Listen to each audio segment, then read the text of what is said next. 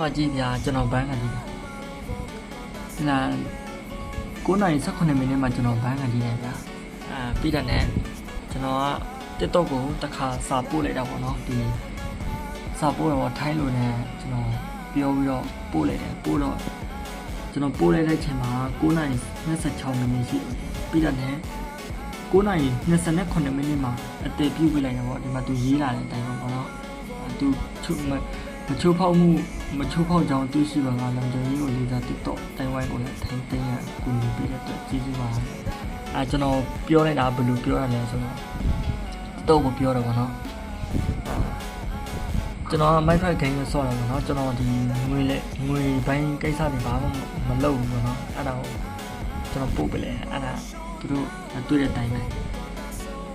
9နာရီ28မိနစ်မှာသူတို့ပြန်တည်ပြလာကျွန်တော်အကောင့်ကပြန်ပွင့်တော့တယ်ဗောနော်လိုင်းပြန်လွှဲလို့ရရင်ဗောနော်အဆောတော့ဆိုဒီဟာကြီးကမရှိတော့ဘူးပြီးတော့ဒီထဲမှာမဲနေရောလိုင်းလွှဲလို့မရဒီဟာကြီးကိုသူပိတ်ထားတာဗော